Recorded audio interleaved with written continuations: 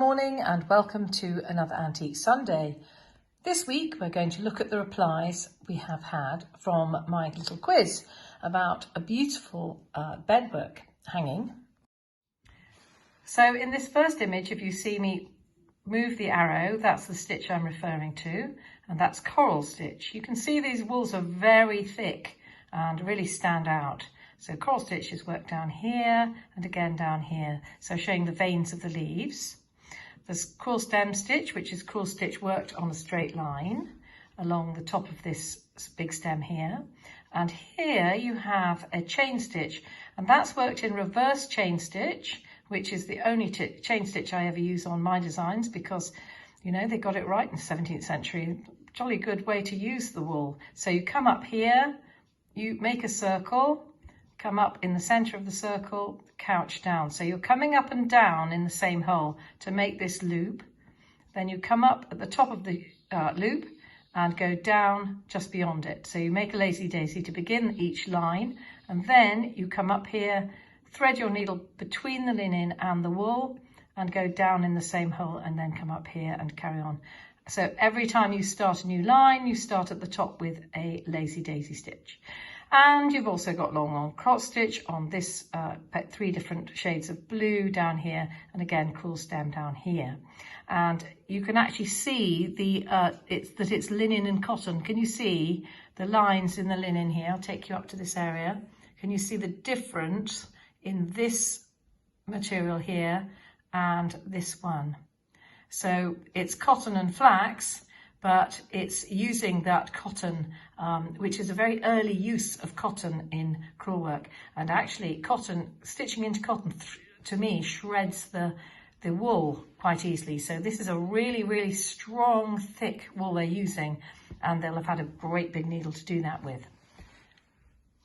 Pictures number 2 and 3 also have the same stitches in, but you see the long arm cross stitch worked here, crewel stem stitch worked along the top, again long arm cross stitch in 3 lovely shading colours along the base. And this is one of the things I love doing with my own designs, just working down through similar shades and from pale to dark like this, and using cream to highlight it with the background of the linen. I think this is a gorgeous piece. Now this is an interesting leaf because it has the coral stitch and the reverse chain and some stem stitch, actually no stem stitch.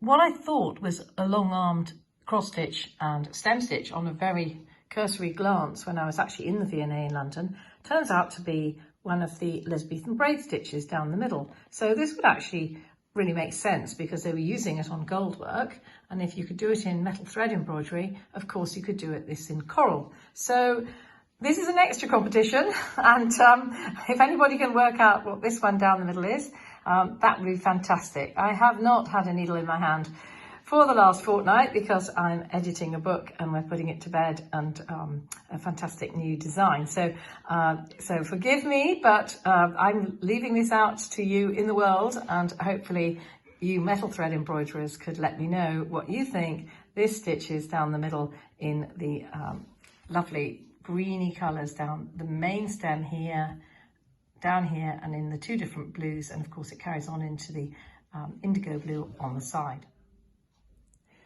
And another fascinating stitch appears on this piece as well.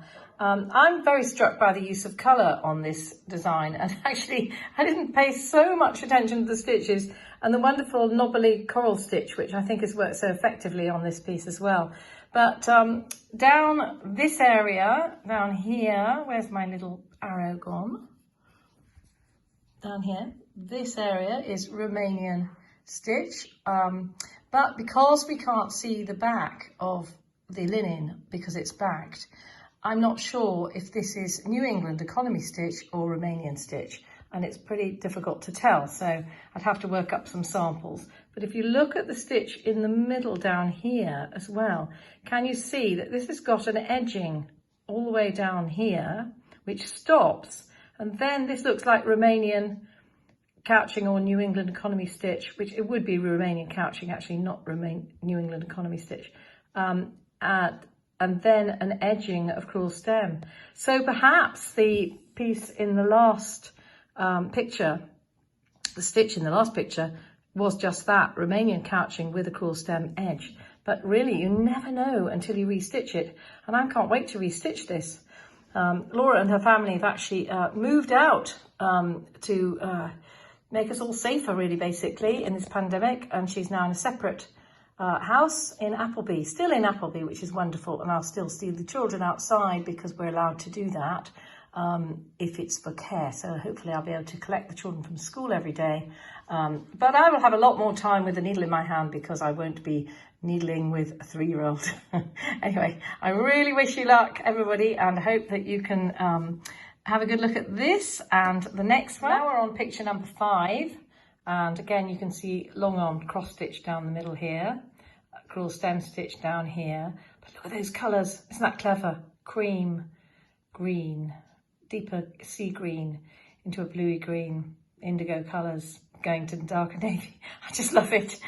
Just this lovely with this beautiful linen background, which is really part of the design. See a little bit, tiny bit of conservation there as well. Anyway, crewel stem on the edge of there, crewel stem on the edge of here, reverse chain here. What have we got over this side? Some coral, and then the reverse chain with the crewel stem. And now we're on to picture number 6. So we've rather saved the best till last. So you can see the coral stitch worked over the top, this very irregular wavy chain stitch, reverse chain stitch.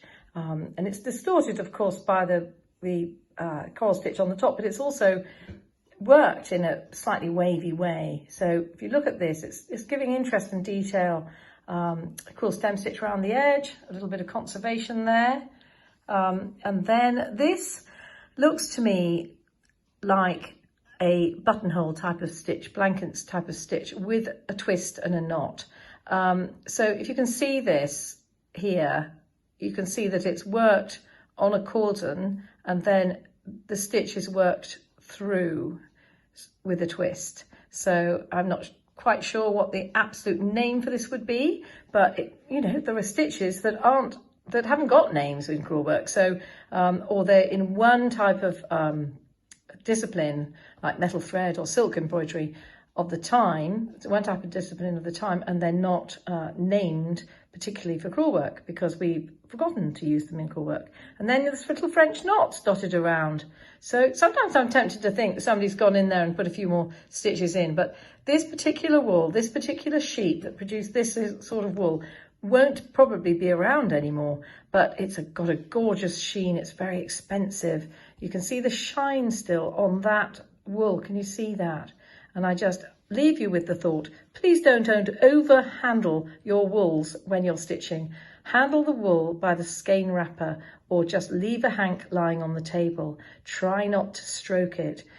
I always say to people, just get a cat rather than stroke your wools. So I'm just going to show you how coral stitch, when it's worked well, this is a professional piece, by the way, I'm sure it is. They just come out as funny little triangles.